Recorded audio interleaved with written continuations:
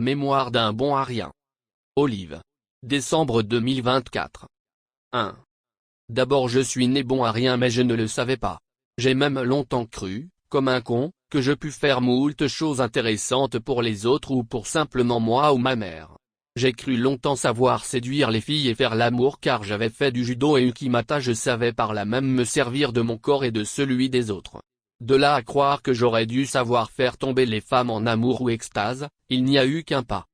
J'étais naze et les autres n'étaient pas mieux, en tout cas il me semble car ils m'aimaient bien. Ce qui ne facilite pas la chose en matière de savoir vivre comme un naze. J'aurais dû me rendre compte par moi-même que j'étais con mais un con ne doute pas et c'est ainsi qu'il finit par croire qu'il est doué. Et même surdoué. Car comme les autres cons, j'ai cru à un moment être ce qu'il nommait HPI ou suréfficient intellectuel. C'est dire le niveau d'orgueil du mec et sa suffisance. Mais je ne m'arrêtais pas là et décidais de devenir un grand homme. Pourquoi je ne le sais toujours pas aujourd'hui. Ou peut-être avais-je manqué d'amour, ce qui arrive à tout le monde. Donc ce n'est pas une explication assez novatrice. Ni pertinente. Enfin, que fait un grand homme? Eh bien il parle aux gens. Le problème étant que j'étais timide et que je n'aimais pas trop m'afficher en public. Donc que faire?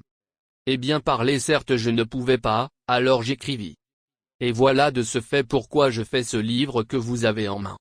En attendant faut que je parle de moi comme m'ont laissé entendre les gens de bonne compagnie. Voilà une part des mémoires d'un bon à rien et qui a su se faire aimer malgré sa candeur. À suivre. 2. Quand j'étais petit vers 3 ans, j'adorais faire caca dans la culotte. C'était déplorable mais personne ne m'en a voulu par la suite. Et pourtant ma sœur qui voulut depuis toujours que je ne passe pas pour un salaud, m'offrit un jour une super leçon, pour ne pas que ça pue, il ne fallait pas bouger son cul. Me voilà servi en nomenclature et cahier des charges si tant est que mon froc fut chargé lui aussi. Donc avec ma sœur en tête je savais quoi faire si j'avais chié et ça m'a servi peu après car dans la voiture toute propre à papa fallait pas que ça chelingue donc je me suis arrêté en statue sur le siège arrière avec le fion comme du marbre et les hanches raides comme sur un navire lorsque ça tangue.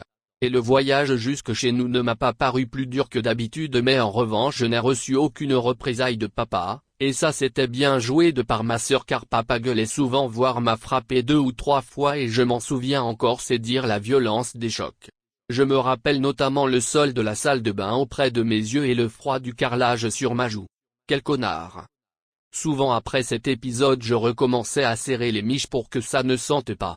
Une fois j'étais sur le seuil d'entrée de la maison assis par terre et les jambes serrées tout en m'attendant au loin comme réfléchissant à un truc hyper fort d'importance. Un marbre des jardins publics, assis et qui réfléchit la merde au cul, le penseur de boudin. Mais je n'ai pas honte car il y a eu plus nulot que moi.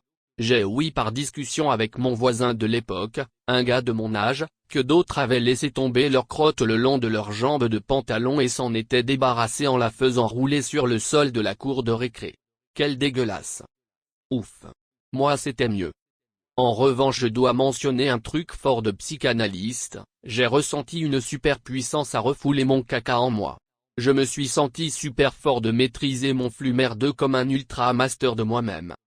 Il paraît que les anorexiques ont ça aussi mais elles en ingurgitant pas et contrôlant leur faim, c'est presque pareil?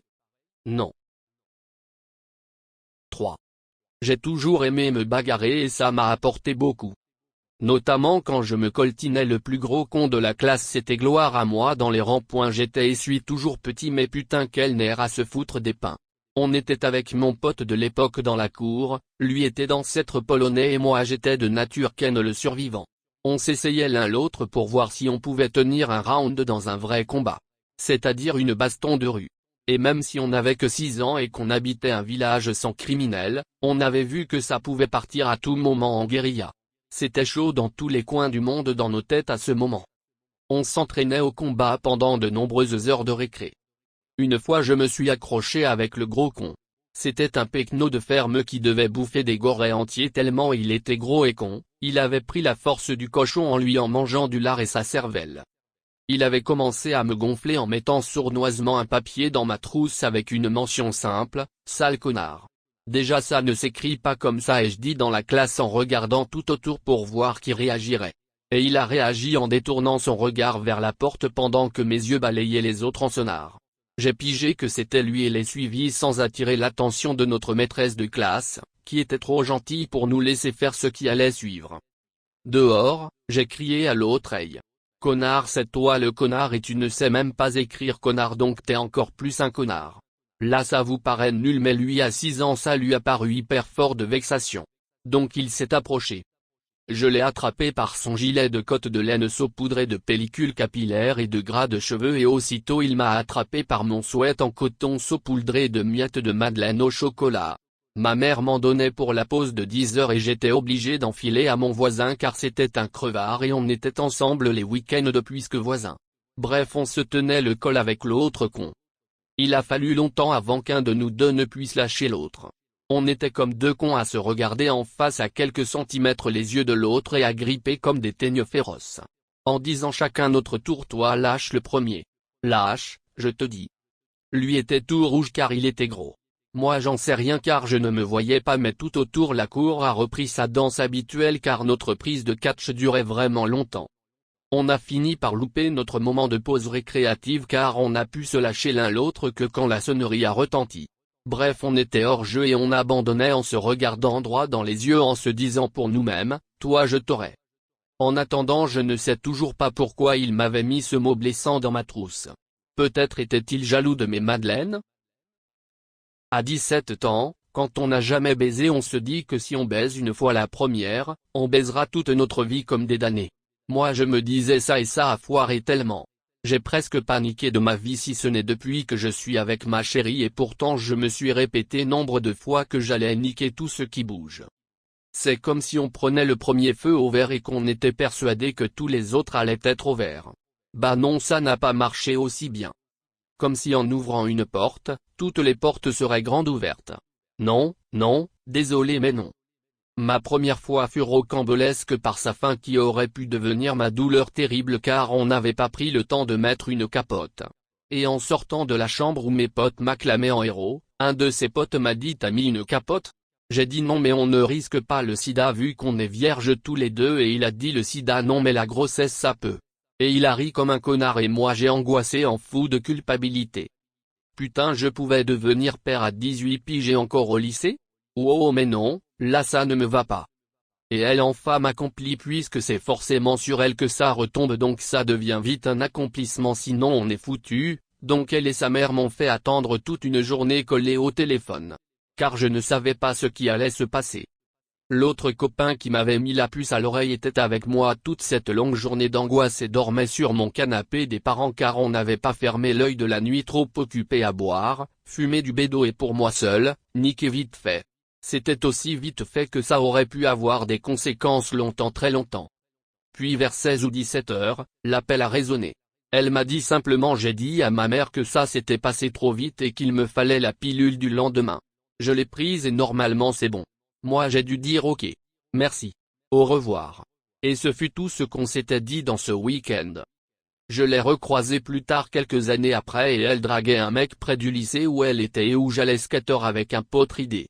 En passant près d'eux j'ai eu envie de lui parler mais j'étais défoncé au shit et donc complètement autiste. En plus d'être coincé dans ma tête, j'étais jaloux qu'elle puisse draguer là où moi j'en étais incapable. Un vrai naze. Et sinon après cette histoire j'ai eu toutes les peines du monde à baiser. C'est pas grave, je me rattraperai avec les anges, ils n'ont pas de sexe mais sûrement un orifice caché qui peut servir. 5. J'ai jamais eu les codes pour mener une vie normale. J'ai été comparé à tout sauf à moi. On m'a donné toutes sortes de noms et surnoms mais j'avoue qu'aucun ne m'a paru être juste moi. En fait ça s'est passé 7 fois dans cette groupe de la même manière. D'abord le groupe était formé et moi j'étais là comme une pustule ou un bouton, l'air bizarre et sans faire de bruit. Qui dit bizarre dira on veut savoir ce que c'est, donc ils envoyaient l'un des leurs pour savoir en éclaireur qui je pouvais bien être. Ça c'est toujours le premier cap. Après il y a l'intérêt grandissant car n'ayant aucun code acquis, je me suis formé les miens depuis longtemps. Donc ils en apprennent sur un nouveau monde, sur un continent noir et obscur qui s'éclaire à chacune de mes idioties. Je fais le clown plutôt bien et ça marche pour être apprécié. Puis peu à peu de clown je passe dans le rôle de mascotte et dopage anti-morosité ou anxiolytique car effectivement rien ne me fait peur quand il s'agit de niquer les angoisses des gens avec mes grivoiseries. Peu à peu je deviens un objet contraphobique du groupe, un doudou mi-meneur mi-protecteur. Enfin avant la désescalade, d'abord quelque temps je règne en conseiller dont l'intelligence revêt des atours de pensées atypiques donc suspecté génial. Moi dans ma tête je suis toujours un marginal sans pied pour le structurer mais eux m'envoient là-haut comme si sur ce piédestal je devais absolument voir s'y arrive des terribles choses pour eux. Une vigie. Et ça tombe bien car je suis hyper vigilant depuis petit car chez nous c'était la guerre sourde et l'explosion soudaine à tout moment, mère comme père. Donc paranoïde, je fais gaffe à tout et en avance. Puis enfin voilà que par un revirement de situation, je deviens pour le groupe un mec bizarre. Oui comme au début mais là en mode indésirable. Alors il me presse de partir en me jetant des cailloux, c'est une allégorie. Car en réalité ce sont des brimades à base de vexations langagières banales et grossières comme les gens banaux et grossiers savent en dire, sale ceci, t'es qu'un cela et ça passe vite. Mais moi je suis con et je reste dans les rangs. Et d'un coup ils me voient tomber du piédestal pour venir à leur côté et être soudain nul comme eux et plus du tout un bizarre car surtout je souffre comme eux d'exclusion. Bref je ne suis plus l'exclu héroïque mais un exclu comme tout le monde et qui a mal au cœur. Alors sans qui la dernière étape, ils me reparlent comme si j'étais des leurs depuis toujours et normalement bizarre. Bref un des leurs. Ok. Ok, mais moi je me souviens de ce qu'ils m'ont fait et j'aurai leur peau à ces crevards. 6. Fut un jour où je me ridiculisais tant et tant que je soupire encore aujourd'hui d'avoir gardé ça pour moi. C'était un an avant que Kurt Cobain n'en finisse avec sa vie sur un coup de pétoire bien placé entre les deux molaires. Je dis ça pour situer l'ambiance générale qui devait sentir bon la déprime au niveau mondial chez les jeunes et pas qu'on soit malheureux mais Kurt et les grunge nous avaient dit que la vie c'est triste comme un trait d'héros. Moi comme depuis le début du collège et surtout à cause de cette perfide de Sandrine B, je ne trouvais jamais quoi dire aux meufs pour les péchos. Sandrine cette connasse m'avait fait un coup de pute qui m'a planté le décor et la loose avec les filles pendant. Jusqu'à aujourd'hui. C'est dire si c'était machiavélique. Mais j'en parlerai dans un autre chapitre. Donc j'avais jamais réussi à choper car je ne savais jamais comment oblitérer la fille dans mon monde pour qu'elle s'y noyât telle une nymphe dans le Styx. Briser la petite glace m'imposait une invention dantesque de tirade capable pensais-je d'écrouler les murs d'enceinte des châteaux forts des demoiselles. Et là ce soir-ci je pensais encore à une nouvelle proposition romantique en la personne d'une qui n'avait pas encore tenté sa chance. Signifiant que j'avais du succès mais que ces nigaudes préféraient faire des grands yeux de l'autre bout de la cour plutôt que venir me parler la première. Bon, c'est à moi de faire le taf, je ne sais pas comment on fait donc, improvisation. Sentant bien que l'univers adolescent se situait entre déprime et dépression, je trouvais cette phrase d'approche digne d'un poète aux cheveux crasseux et guitare à la drogue. Dans ma tête j'approchais de la fille et lui susurrais dans les yeux, « Dis Macaille, tu veux mourir avec moi ?» Voilà. Bah effectivement j'ai tellement honte de dire ça que le fait d'imaginer me l'imaginer à l'époque est déjà largement au-dessus de mes capacités à assumer la honte. Ouf j'étais trop timide pour avoir osé dire ça et merci maman de m'avoir fait timide. Et ne dites jamais plus que les timides recèlent en eux des trésors de phrases belles et de propos intelligents. Je sais ce que c'est et ce n'est pas vrai. 7. Depuis cet événement en 6e au collège, je ne peux plus voir une fille me sourire sans me dire elle se moque de moi. Qu'est-ce qu'il s'est passé lors de cet événement marquant offert mon âme de timide? Déjà sensible est un terme à peine assez subtil pour me caractériser, car faudra rajouter, ironique, sarcastique, têtu comme un bouc et pendant qu'on y aime au cœur méchant et gentil. D'où un oxymore qui flagelle cet être à mi-chemin entre l'enfer et le paradis. Donc moi, 6e depuis 2 semaines, en classe à chercher qui pourrait être mon meilleur pote puisque celui d'avant est dans une autre classe, et aussi qui fera une bonne, ou la bonne et même l'ultime. Je quête à loisir de mes esgourdes et yeux biaiseux tout ce qui ferait bonne. Puis la voilà, la plus belle du collège, la plus bonne de tes copines, Sandrine B. Voilà qu'un matin ou après-midi je ne sais plus, mais voilà qu'elle envoie une de ses copines me demander de sortir avec elle. Elle Sandrine B. Yes. J'ai la bonne en vue j'y suis presque. Donc je fais suivre par l'entremise de la conne de copine que je veux bien que oui. Macaille oui je te prends comme épouse du roi. Et la copine Nonne s'en va vers la bonne et lui glisse un mot à l'oreille juste avant que ses quatre poufs ne se foutent à rire. J.E. prend cela pour niaiserie d'ado qui glousse. Donc elle rit et je ne m'en inquiète guère. Mais le lendemain je veux savoir où on en est de notre relation et que madame la conne qui est la bonne copine vient avec sa gueule enfarinée dire. En fait tu te fais des films car c'était juste pour se foutre de ta gueule. Et repart vers la bonne et ses deux copines dans un rire, toutes d'extase d'avoir humilié un garçon que je rappelle sensible.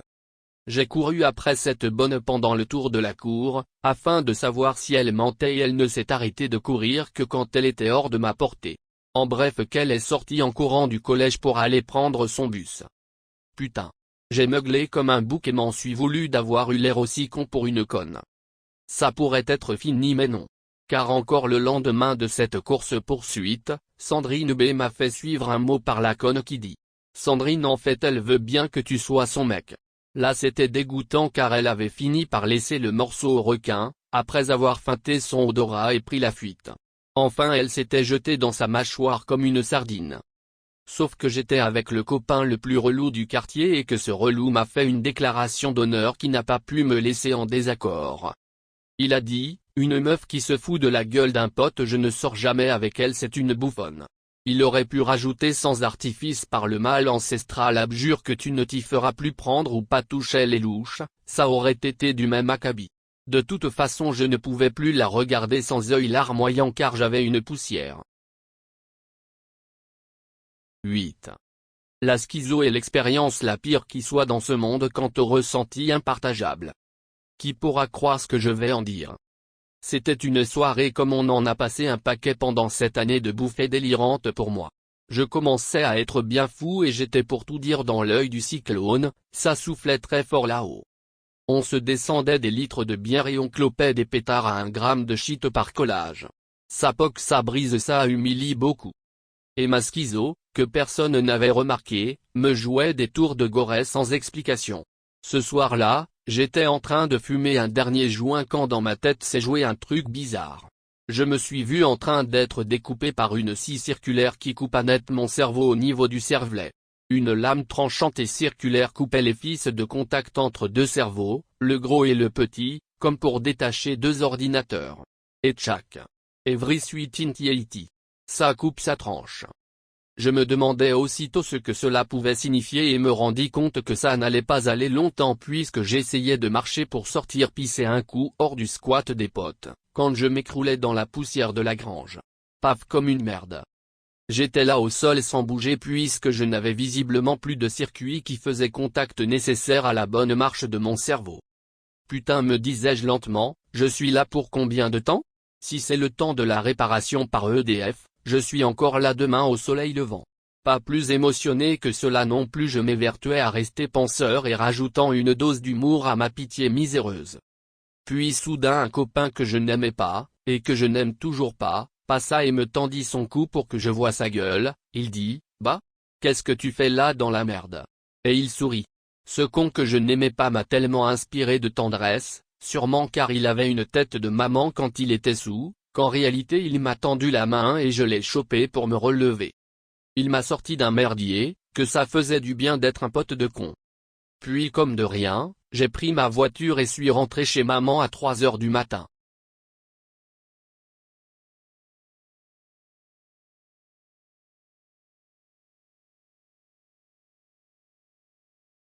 « 9. Ce fut une grande soirée de mes 16 ans et la déclaration officieuse de la débandade qui allait suivre. Nous étions moi et plusieurs potes invités chez un bon ami et nous y retrouvâmes à 6 ou 7 dans un garage à siroter des bières et un peu de bœuf.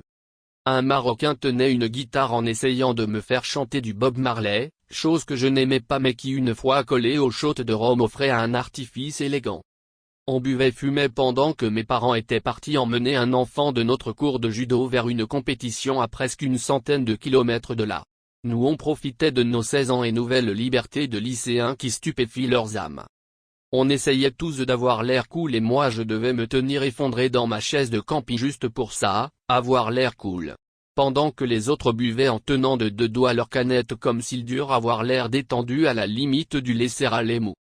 Puis un de ceux que je ne connaissais pas encore, sortit de sa poche de chemisette une petite boîte de Ricola remplie de bœufs grasses et odorantes.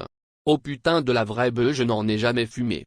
On décidait de rouler plusieurs joints et de les faire tourner dans tous les sens pour s'enfumer au maximum et vite si possible. Mes parents devaient revenir me chercher et il fallait profiter avant. On était à l'entrée du garage quand la voiture de mes vieux se pointa en douceur. Oh merde. Vite virer les joints, faut que j'y aille. Ils firent fermer la porte au résident principal qui, connaissant mes vieux plutôt bien, se devait d'être hôte sérieux de sa maison. Il dit bonjour et à bientôt. Moi je montais à l'arrière de la voiture à côté du môme qu'il ramenait. On avait à peine passé le premier rond-point que je sentais ma tête aller et venir tel un hochet sans ressort. J'étais complètement foncedé et ma tête ne tenait pas droite. Ça allait être pénible mais je ne savais pas encore à quel point. Les virages et chaleurs de l'habitacle ont fini par me casser la gueule pour de bon. À l'arrivée devant le portail des parents du judoka, j'ai envoyé l'intégralité de mon estomac sur la portière remplissant comme un réservoir le trou de la poignée. Ma tête avait retrouvé sa droiture mais j'étais garni de vomi, il me fallait maintenant trouver une excuse. Ma mère n'eut pas le temps de demander quoi que ce soit que je lui assénais la phrase d'explication la plus à chier de la cosmogonie, ça doit être la pizza qui n'était pas fraîche. Maman comme une vraie, me dit oh c'est possible, elle était décongelée? Je ne dis sûrement rien mais elle conclut qu'il me fallait prendre une bonne douche et me coucher car ça irait mieux demain. En effet je pris une douche et mes yeux ne touchaient plus la matière de la réalité, complet naze. Ma première ivresse cannabique de ma vie venait de m'étourdir pour la nuit. J'imaginais plus tard maman nettoyer la voiture et vider surtout le petit réservoir à vomi dans la portière. 10. Du mal à choisir un boulot? Non, je n'ai eu aucun problème avec ça, le souci étant que je ne l'ai pas choisi quand on me l'a dit. D'abord mon job c'était artiste et même dessinateur de monstres à Hollywood.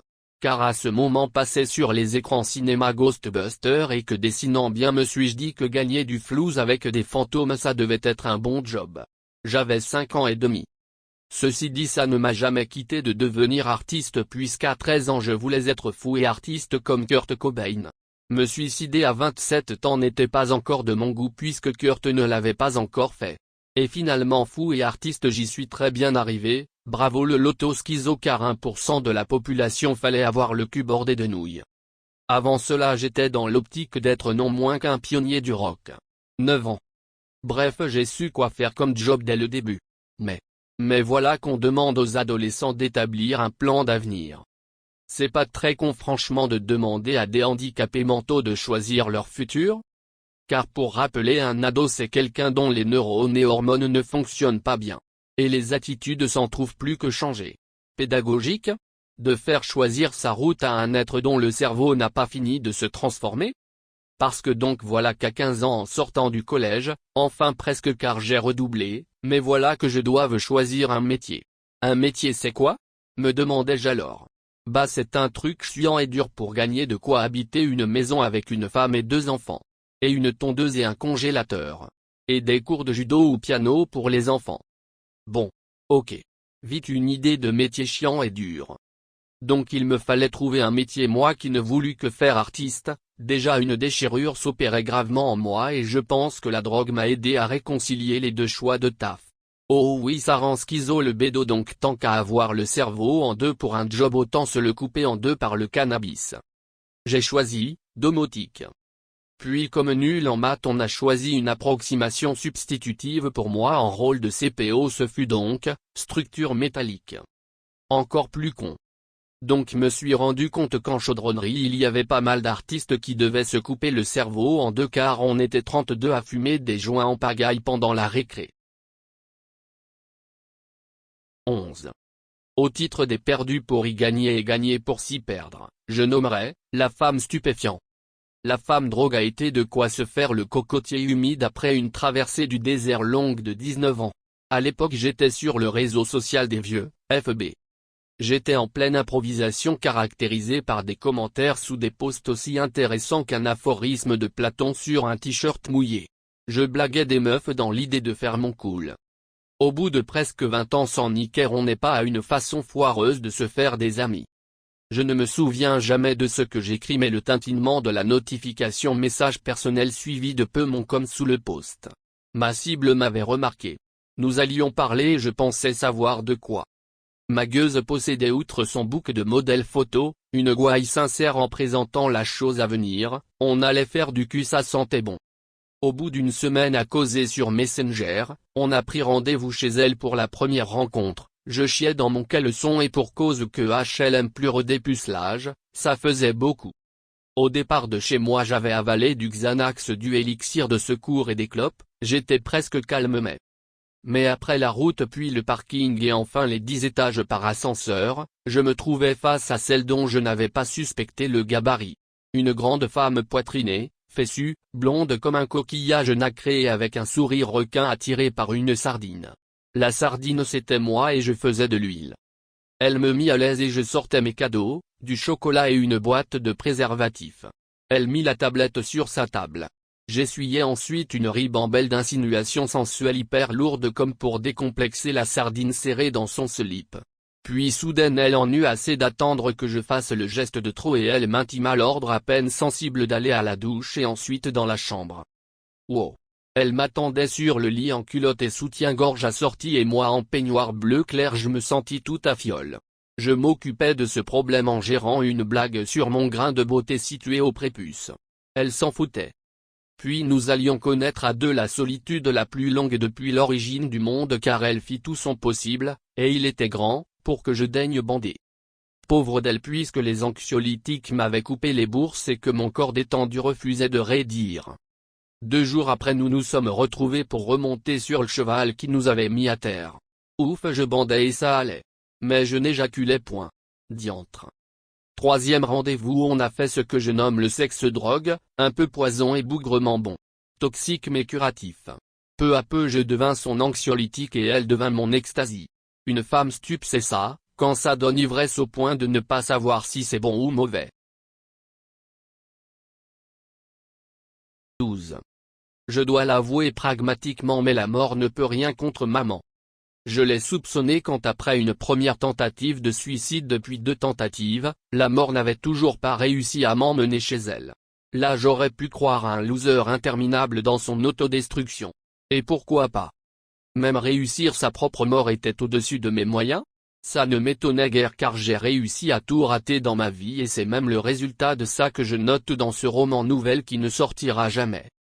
J'étais désabusé par les ténèbres de la schizo, désabusé étant un euphémisme d'humour, je ne vivais rien depuis bientôt 1 an de dépression lourde d'angoisse permanente et hallucinations persistantes. J'étais devenu le spectateur de l'enfer des inconscients humains. Je vivais la mort, oxymore de bonne tenue pour expliquer aux enfants ce qu'est un oxymore. Se tuer n'était qu'une option pour mieux vivre, oxymore numéro 2. Ce soir-ci je me trouvais dans la salle de bain pour y raser ma tête. Je pris l'idée géniale de foutre mes mains dans l'eau du bain et y faire tomber la tondeuse électrique.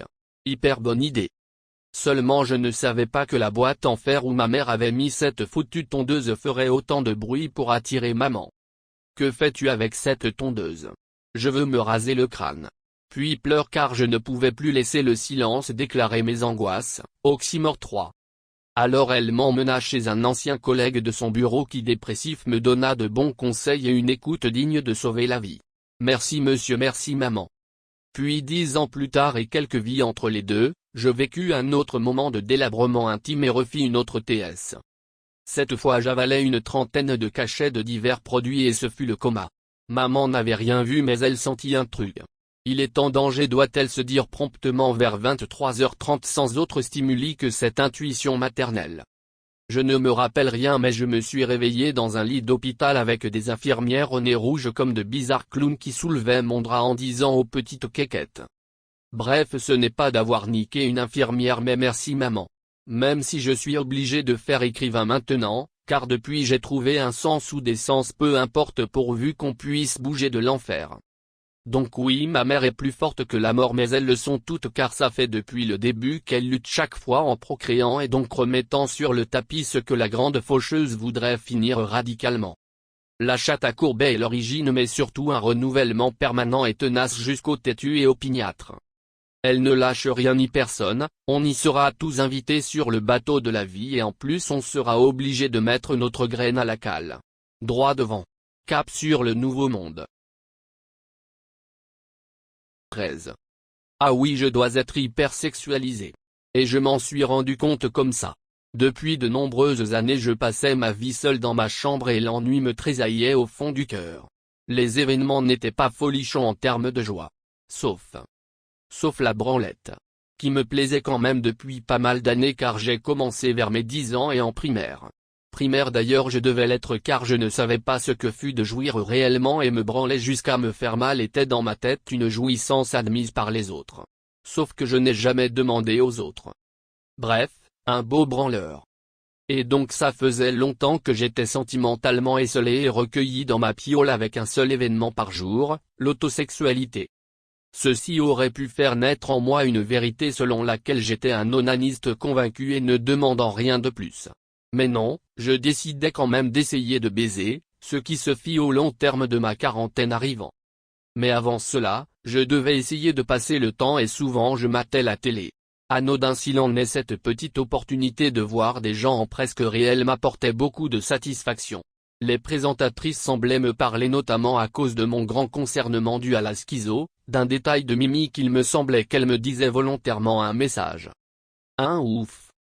Bref, passant ces temps obscurs je devins peu à peu addict au programme TV et un jour sur deux l'envie me prenait d'une petite branlette. Je me faisais ça devant le journal TV de midi car c'était l'heure où j'avais le plus envie. C'était disons le démon de midi. Ce qui me fit prendre conscience que j'avais un problème lourd c'est que se taper sur le chibre devant des présentatrices météo, ça relève quasi de la psychiatrie. Honnêtement il m'a fallu lire des textes sur le satirisme, ou la nymphomanie masculine, pour m'aimer comme ça. Car effectivement ce n'est pas si grave que ça d'avoir envie une fois par jour. Et ce n'est pas de la nymphomanie non plus. Mais le doute était jeté et le fait d'être hypersexualisé me parlait en substance des âges sans fond que sont mes jeunes années. Je me souviens à quel point m'avait horrifié le fou qui jette son sperme sur Gladys dans Le silence des agneaux et je me fis peur au point de m'inventer un tel visage. Sans réussite, car mon psy m'a rassuré à ce sujet. Mon psy et ma chérie surtout. Depuis que je suis avec elle me revoilà normé niveau cul.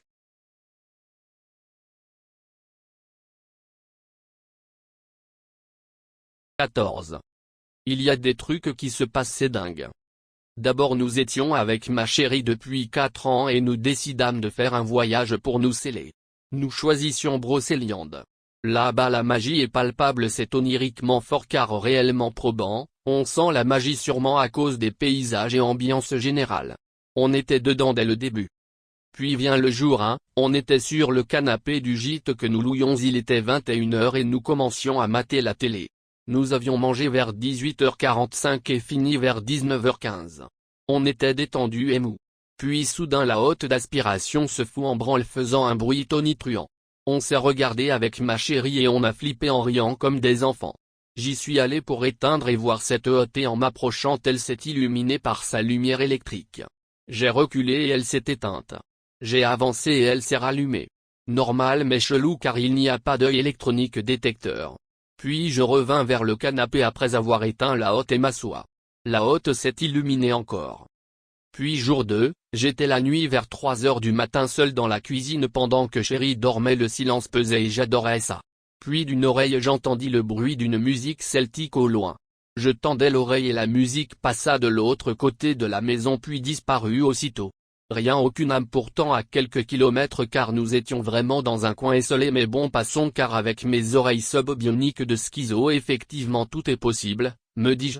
Mais voilà que le soir de cette nuit-là, ma chérie était assise sur le canapé et il était 17h30. Elle écoutait son casque audio sur son téléphone pour une vidéo de cuisine. Elle me dévisage soudain et enlève son casque et me dit il m'est arrivé un truc, je demande quoi et elle m'avoue que son casque Bluetooth s'est arrêté déconnecté de la vidéo qui s'est stoppée et que dans le casque il est passé 2 mesures d'un opéra inconnu. Elle rit de peur et je souris en m'interrogeant. Les corrigans ne sont pas loin disons-nous en riant. Jour 3, on est dans la cuisine pour le petit-déj et ma chérie fait chauffer son bol 30 secondes au micro-ondes. Elle appuie sur le bouton des 30 secondes et revient me voir à la table. On parle et soudain elle crie au maire de mon bol. Elle va sur la micro-onde et aperçoit le chrono sur 94 minutes. On se demande comment de 30 secondes on est passé à 94 minutes. Jour 4, on est chacun à un bout de la pièce et je fume dehors. Ma chérie est assise sur la chaise de cuisine. Je rentre et chérie me dit t'as touché à un truc? Je dis que non et elle me montre la hotte qui vient de s'allumer. Je flippe et vais vers la hotte qui s'éteint quand j'approche. Je recule, la hotte s'allume encore. Je rapproche et elle s'éteint encore. On croirait à un détecteur mais il n'y en a pas. On rit. Donc Corrigan ou Paya des trucs c'est dingue.